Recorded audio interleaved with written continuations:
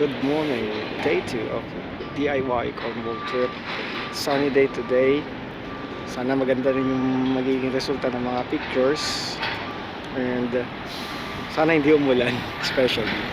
So for today, we're going first to Port Cornwall to see the Minack Theater and as well as Port Cornwall Beach pag may time.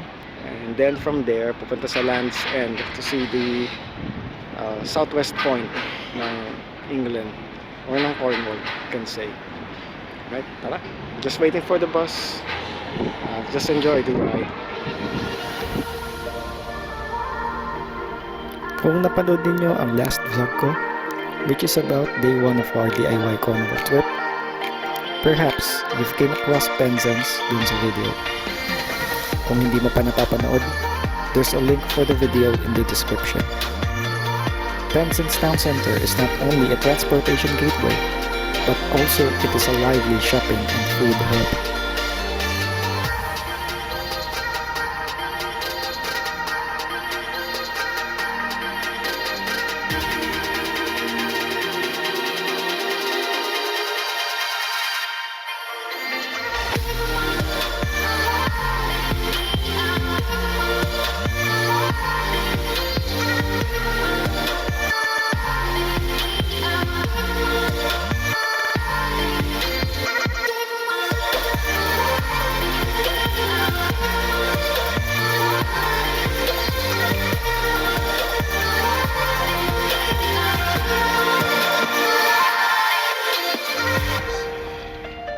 So, nakarating na kami dito sa may Port Cornwall. Hirap basahin na. Port Cornwall. Ngayon, going to walk towards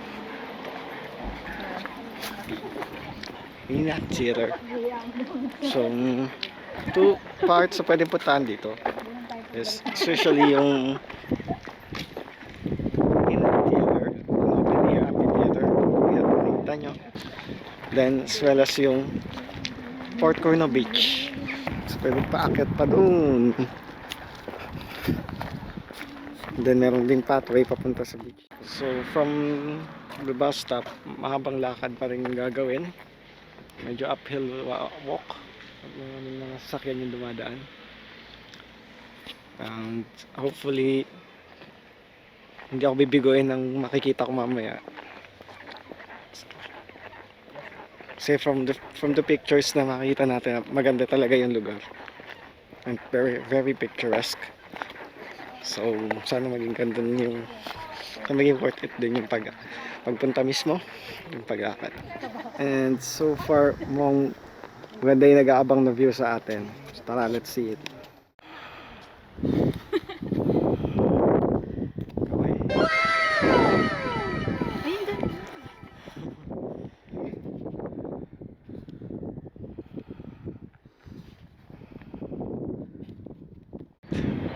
Simpleng walk pa lang yon, hindi man siya sobrang layo. Pero ito naman natin, yan pa lang, pero maganda na. So what more, maganda na tayo sa top. So tuloy pa natin yung paglalakad.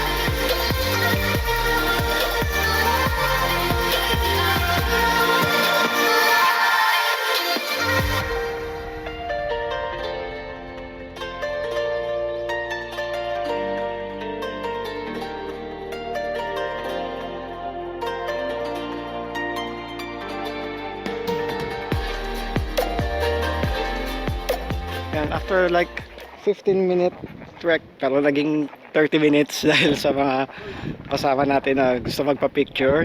So may mga nakita tayong magagandang spots din for portrait and as well as for just a still snapshot ng landscape. Ngayon dito tayo papasok sa Minack Theater. Kita ba? Ito naman. Pasok lang muna tayo. Pero makita natin yung view. At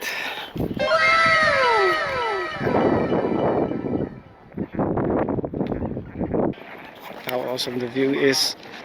Meron try ko ulit na kuhanan ng picture. Mas malapit naman.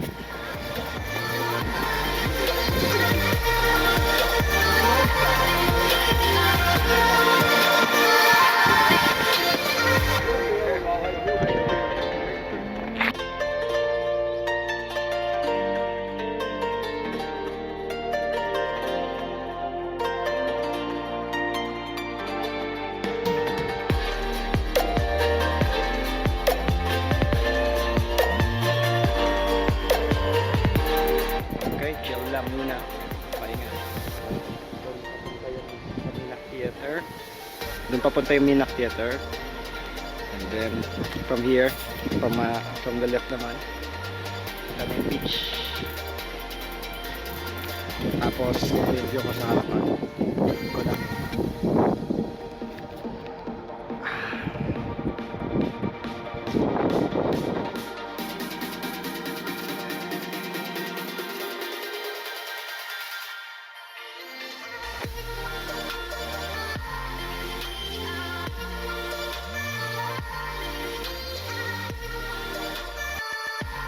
From the Philippines. Oh, Philippines. Yeah. You know, it's so hard for us to tell the difference from Yeah. Thailand language and Philippine language. How about you? Are you from China? Yeah, nice to meet you. Nice to meet you. Okay. Next year we're going to Philippines. Oh, really? Manila. Manila? Manila. Yeah, it's Next good year. there. Where in Manila then? Yeah, we're planning. Where in Manila are you going? I don't know, just a, It's probably a tour in the city. Tourist. Yeah, that's good. Yeah. Tourist. Yeah, so just look around. Dito muna sa entrance point ng Minack Theater, ang souvenir shop. Then sa reception, magbabayad na lang kami ng £5 para makapasok. Just to look around, hindi man kami manonood ng play. For a look around price of £5, and then ito yung makikita.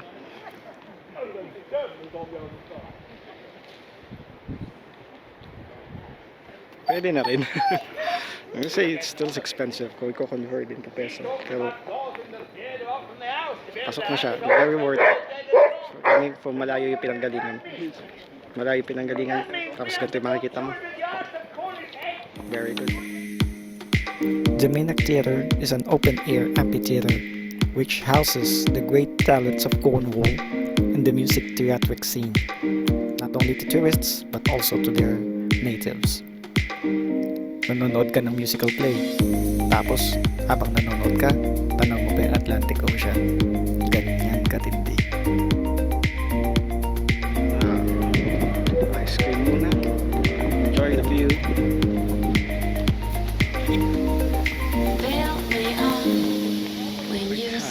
Tapos kainin yung ice cream. Try ko lang i-set yung tripod para lang makakuha ng landscape view ng theater. Saka tapos tanaw yung I think that's pork corn ahead. Tawagin nila. Mga ganyan.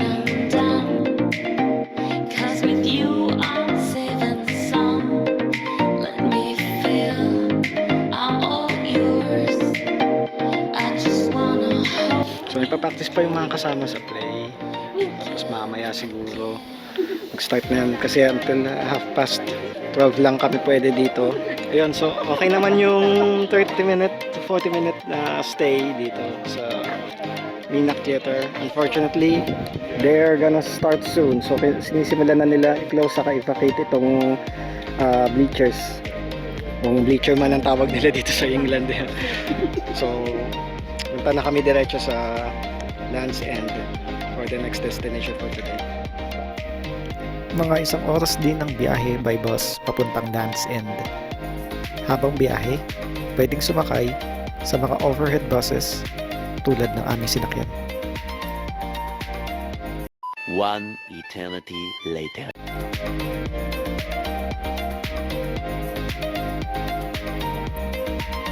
Pagbaba ng Land's End bus stop, kailangang maglakad ng ilang metro papunta sa entrance ng landmark. It really does look like a theme park, just without the death-defying rides.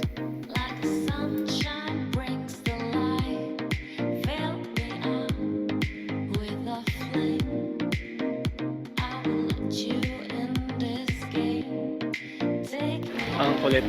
Parang theme park yung style.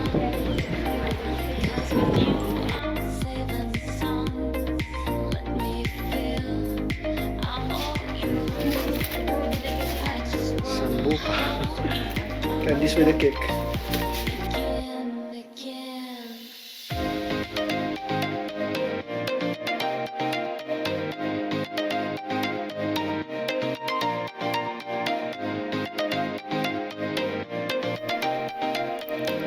Sa iba-ibang mga souvenir shops na naririto, marami ring iba-ibang attraction ang pwedeng pasukan at lalo na meron din naman mga pwedeng kainan.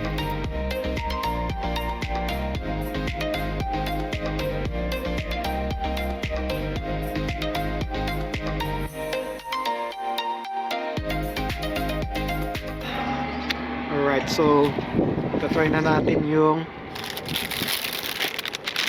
Cornish pastry, or can we say empanada. Empanada lang to eh. Pero anyway, tingnan natin. Right, napapauhom na sila. Empanada. Ayan, nakita ko sa ibang vlog, hawakan talaga daw siya dito sa may rim. So yung hawakan.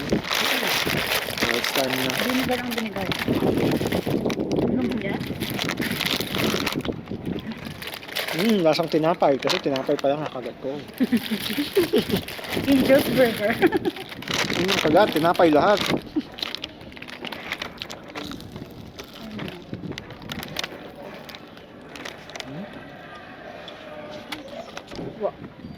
Ano sa'yo? Suwabe.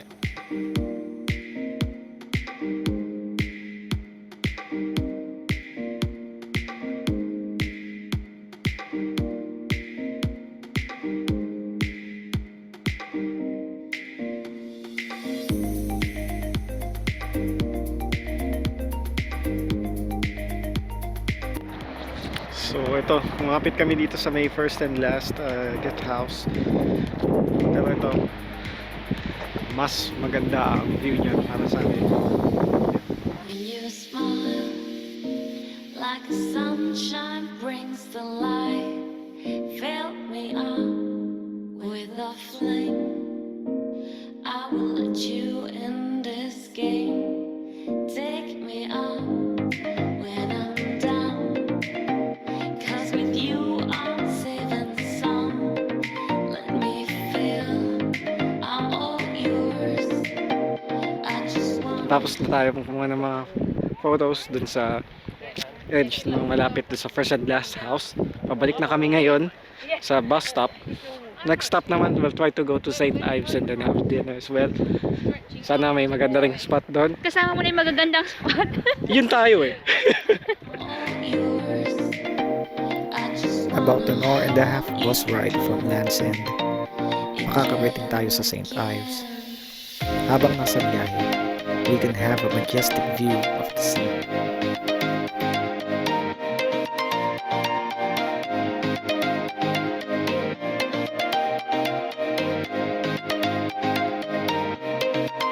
A few inches later. Yun, so pag-isipan namin meron pang oras. So nag-decide kami na mag-bus papunta dito sa St. Ives. And we're gonna take a look. Siyempre dagat pa rin, pero magandang itsura ng kanilang harbor, as well as yung lining pa rin ng mga houses. Sobrang lamig. Medyo wrong move yung nangyari kasi sumakay kami dun sa taas, sa overhead, sa taas ng bus na bukas yung bintana. So medyo nangyari, sinipod kami. St. Ives Town is well known for its surf beaches and art culture. There's also a harbor and a lighthouse in this town. Mapapansin din ang lining ng mga bahay dito, which I observed to be common sa mga coastal towns dito sa England.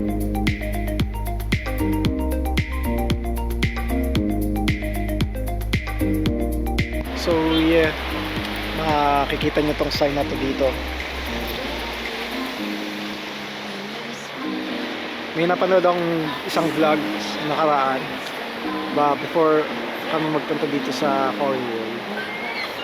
Mismong yung mga seagulls talagang mga-atake sila ng mga tao habang tambay lang o kaya lalo na pag kami hawak-hawak na pagkain. I'm saving some. Let me feel I'm all yours. I just wanna hold you close again and again.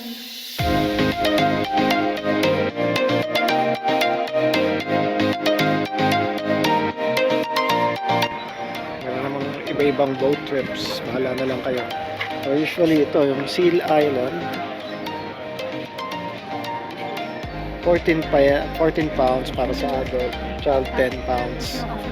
Kung parang ito yung island hopping version nila, kaya lang syempre walang convertan, kundi masakit lang yan. Mas mahirap yan para sa atin. Ang dami naman ugali ng Pilipino, magko-convert palagi. Pero ito, your discretion kung puntahan niyo itong mga to. There are also a lot of restaurants, pubs, and other food options dito sa St. Ives, but we grabbed our supper dito sa balcony. One wrap costs around 6 pounds, and I can say the taste for that price is really a bang for the buck. So, I hope you guys enjoy, and sana sa susunod na travels kayo, makasama ko pa rin kayo. Peace out.